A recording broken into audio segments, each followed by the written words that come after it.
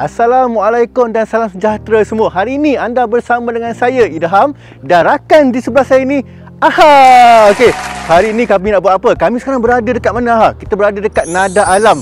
Tasik di Nada Alam ni, kami berada dekat sini semata-mata untuk share, untuk bagi info dan bagi maklumat yang sangat-sangat penting kepada anda semua. Aha, dah ready ke belum? Dah ready kan? Okey, dah ready. Kita nak bagi tahu dengan anda hari ini adalah cara untuk improve credit scoring. Jadi apa yang penting sangat tentang credit scoring ni untuk pengetahuan anda semua, tahu tak? Pada tahun 2017, 60% daripada credit application ataupun permohonan untuk buat pinjaman loan telah di-reject. Telah di-reject oleh bank negara dan bank-bank di Malaysia ni. Dan jumlah itu meningkat kepada 70% pada tahun 2019. 70% kena reject. Maksud senang cerita kan, kalau ada 10 orang mohon untuk buat loan, 7 kena reject, 7 loan tak lulus. Tapi tak apa, jangan risau sebab hari ni kita nak bagi tahu cara untuk jadikan 7 yang kena reject ni approve. Macam mana cara dia? Nak tahu kan? Saya akan bagi tahu selepas ni. Jom kita jalan tengok dulu.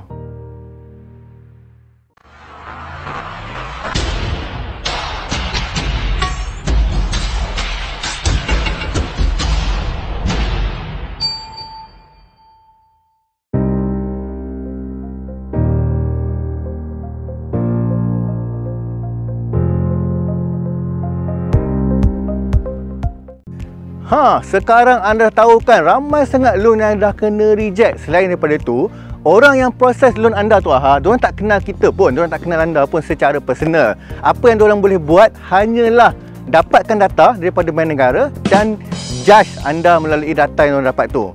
Itu sangat penting untuk tahu habit ataupun cara anda bayar loan sebelum ni. Okey, teruskan menonton live hari ni sebab anda akan dapat 3 benefit. 3 benefit yang anda akan dapat hari ni. Pertama adalah anda akan dapat satu financial planning yang lebih bagus.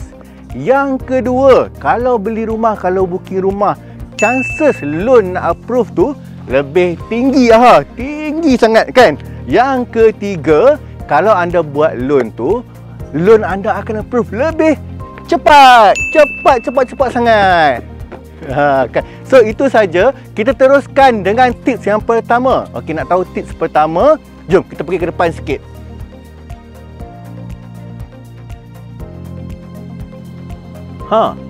Tips yang pertama ataupun isu yang pertama adalah ramai sangat orang yang lambat bayar loan, lambat buat payment.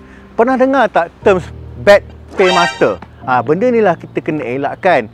Jangan jadi bad paymaster sebab bank tak suka orang yang bayar loan lambat-lambat ni.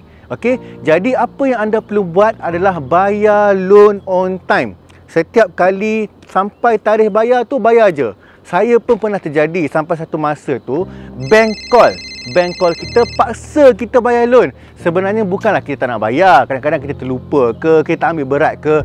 Benda ni tak bagus sebenarnya sebab pihak bank dia pentingkan orang yang bertanggungjawab, orang yang berdisiplin. Setiap kali sampai tarikh bayaran, bayar je. Tak perlu diorang buat banyak-banyak kerja, nak kena call lah, nak kena follow up lah. Jadi benda-benda ni kalau kita lewat bayar dia akan masuk dalam rekod secret.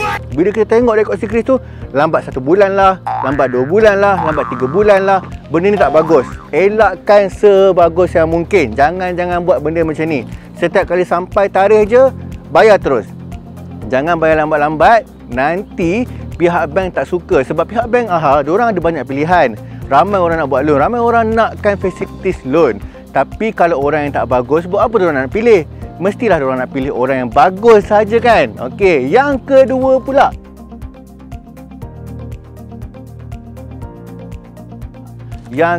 Tips yang kedua adalah tanpa komitmen langsung. Zero komitmen. Jadi ada orang yang rasa zero komitmen ni bagus.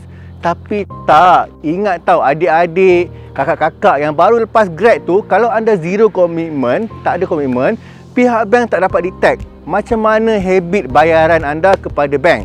Jadi sebab itulah penting awal-awal ni kan, kalau nak adakan loan besar macam loan rumah ni, buatlah loan kecil-kecil ataupun paling kurang buat satu credit card yang boleh kita bayar secara bulanan. Credit card ni tak semestinya kita bayar banyak sangat. Setiap bulan spend sikit pun bayar on time dah cukup. Jadi bila kita dah ada komitmen, kita bayar setiap bulan mengikut masa bank akan tengok kita punya habit pembayaran ni sangat-sangatlah bagus. Sangatlah bagus. Bila bagus, diorang akan suka dengan kita, diorang akan bagi kita pinjam loan yang lebih besar. Okey, faham tak setakat tu? Okey kan? Jadi orang-orang yang kat luar sana, sekarang ni kita dah ada 2 tips. Yang pertama adalah jangan jadi bad paymaster, bayar on time. Yang kedua, kenalah ada komitmen juga supaya pihak bank dapat detect kita punya cara pembayaran. Kalau tak ada komitmen langsung, tak ada loan langsung, macam mana orang nak tahu kita punya loan okey ke tak? Kecuali kalau gaji tuan-tuan dan puan-puan, akak-akak dan abang-abang tu tinggi sangat, bank confident untuk bagi. Itu lain cerita lah. Yang mana yang macam kita ni yang cukup-cukup je, kena ada komitmen dan kena bayar on time. Okey? Itu tips pertama dan kedua. Nak tahu tips ketiga pula? Okey, jom kita terus ke depan.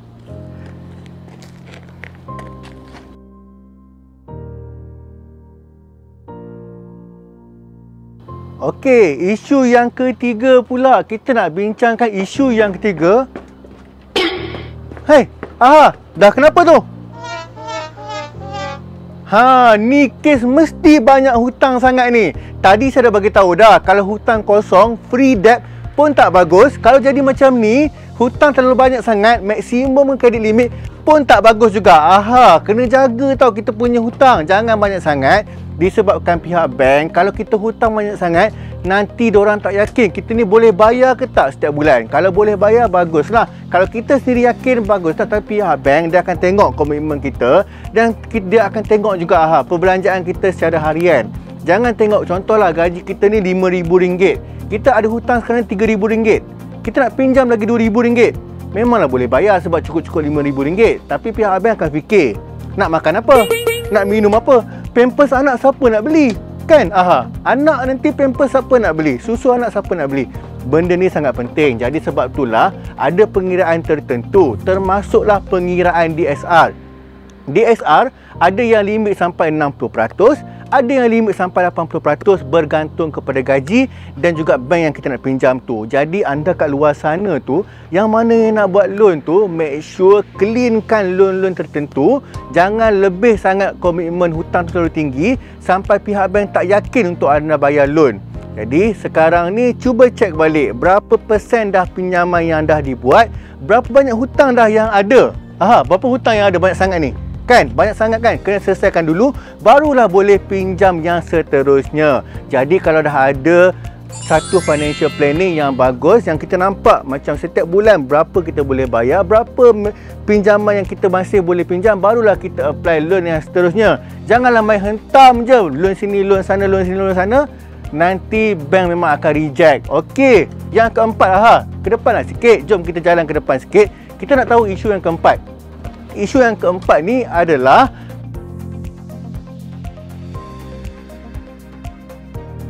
kita meminjam ataupun kita share satu relationship yang tak bagus bersama seseorang. Pernah dengar tak satu perkataan yang sangat sakti? Nama dia kita panggil guarantor. Guarantor ni satu benda yang daripada dulu dah ada. Cuma untuk rumah sekarang ni dah kurang lah. Tapi untuk kereta lah, untuk personal loan lah, masih ada guarantor. Kita pun mungkin bukanlah kita tahu sepanjang masa orang tu bayar ke tak. Kadang-kadang mungkin kalau orang call saya, boleh tak jadi guarantor untuk dia? Saya pun bersetujulah. Saya punya hutang setiap bulan saya bayar secara bagus, secara on time. Tapi selepas beberapa tahun, bila saya buat loan, tengok-tengok loan saya kena reject.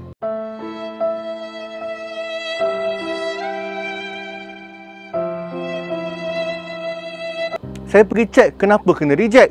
Rupa-rupanya sebabkan guarantor saya tu tak bayar hutang, dah lari daripada bayaran.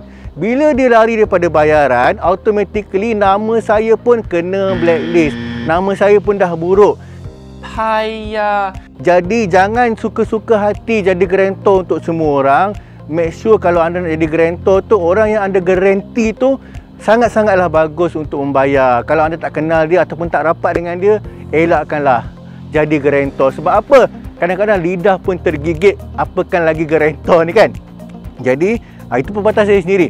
elakkan daripada guarantor, elakkan daripada jadi guarantor kepada orang yang kita tak kenal ataupun orang kita tak rapat, supaya kita punya nama tak kena blacklisted ataupun tak buruk untuk kita punya pinjaman di masa hadapan. Dah 4 tips yang saya share. Nak tahu tips yang kelima, kita teruskan ke depan sikit lagi. Jom.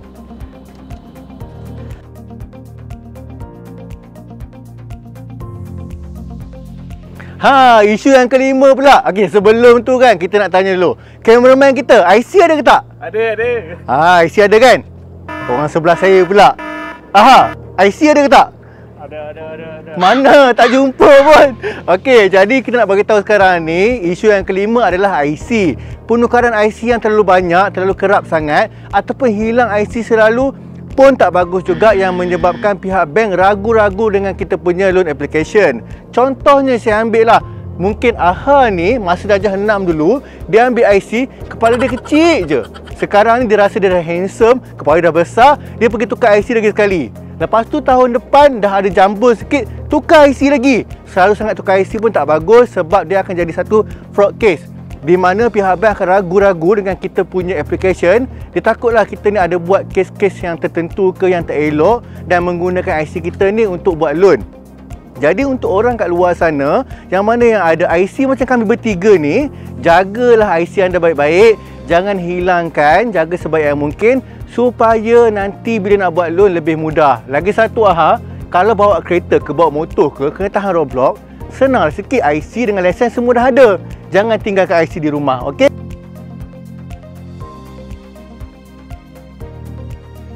Seterusnya, untuk tips yang ketujuh adalah kita nak buat apa pula? Tips yang ketujuh ni kita nak bagi tahu supaya diversifykan loan anda. Maksud saya apa tahu? Maksud saya, kadang-kadang mungkin ada orang, contohnya peminat kereta tegar. Peminat kereta ni dia akan buat loan kereta mungkin satu orang 5-6 biji. Dah maksimumkan hutang dia tanpa memiliki apa-apa yang lain. Personal loan tak ada, rumah tak ada, kredit kad pun tak ada, tapi kereta saja dah memenuhi. Kereta ni lah, kereta tu lah, kereta apa kita ada sekarang ni, Skyline GTR lah, macam-macam kereta sport lah kan, orang peminat tegar kereta ni. Jadi elakkan daripada macam ni. Sebab apa? Bank akan suka orang yang mempunyai loan yang diversify. Diversify ni maksudnya setiap satu benda yang penting dia ada satu. Contohnya loan rumah ada satu, loan kereta pun ada satu. Jadi dekat sini dia ni orang yang bukan fokus kepada satu benda saja. Benda ni pun saya baru tahu dan bank bagi tahu dengan saya supaya kita bank dapat mudahkan proses pembelian loan ataupun rumah nanti.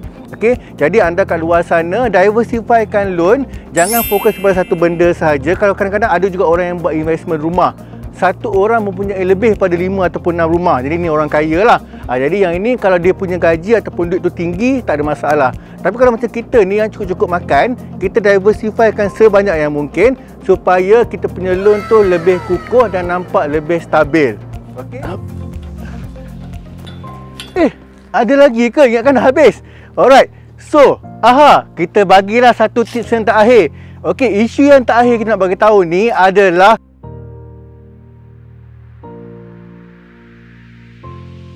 terlalu banyak sangat loan rejector. Dah banyak sangat loan kena reject. Jadi dia merangkumi semua benda saya beritahu tadi. Yang mana yang awal-awal tadi kan, kita main hantam je, hantar loan kat sini, hantar loan kat sana. Semua loan kita ni semua kena reject.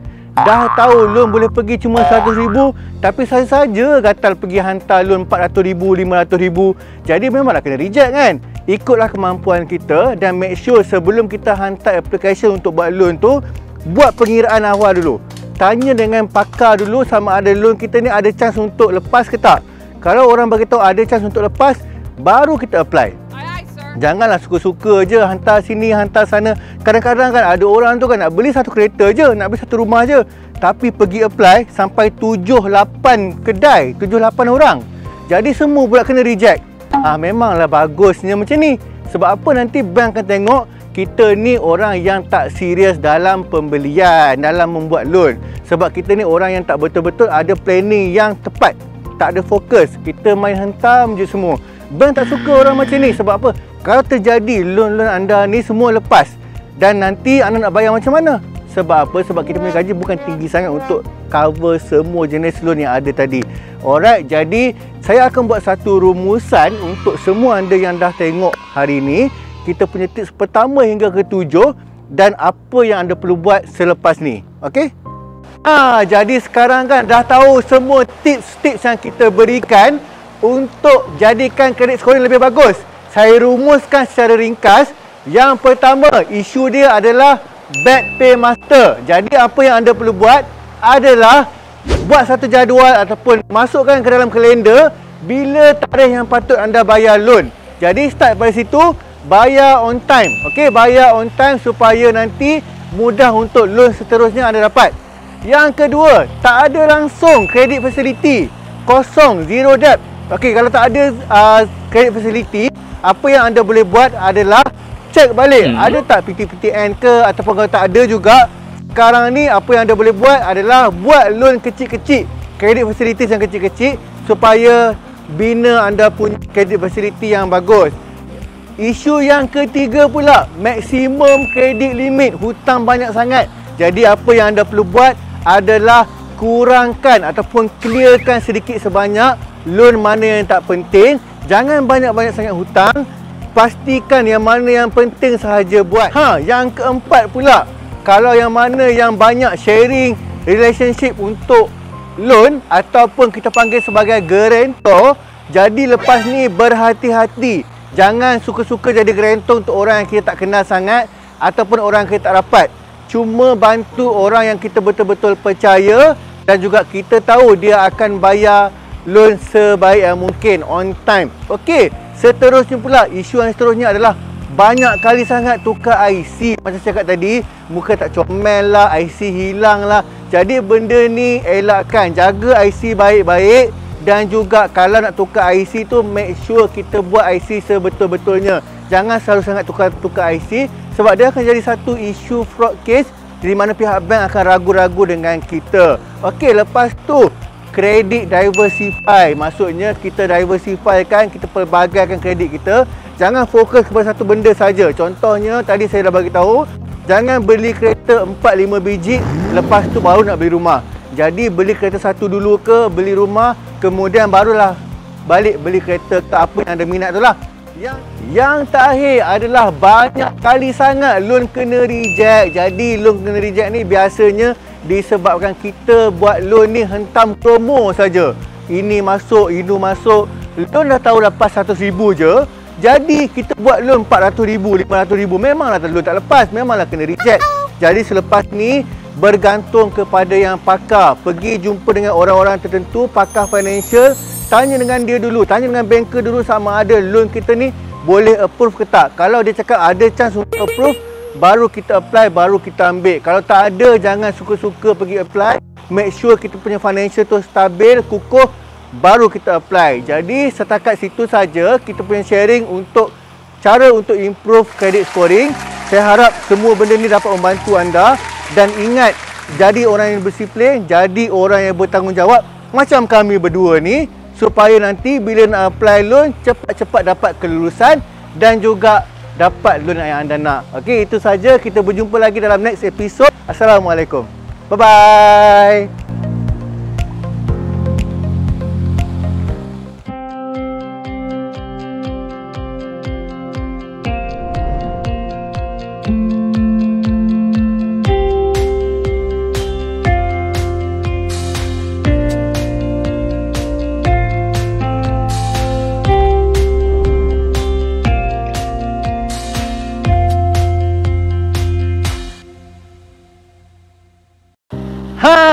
Terima kasih kerana terus setia bersama kami sampai ke saat ini. Terima kasih banyak. Sekarang ni saya nak bagi tahu kepada anda semua, jangan lupa follow kami di Facebook Seri Pajam Home Official, di YouTube, di Instagram, di TikTok, dan nantikan rancangan-rancangan kami seterusnya. Kita ada banyak sangat info dan konten kita akan berikan kepada anda semua di masa hadapan. Jadi tekan butang like, tekan butang follow. Kami akan teruskan bagi info kepada anda semua. Stay tune. Jumpa lagi.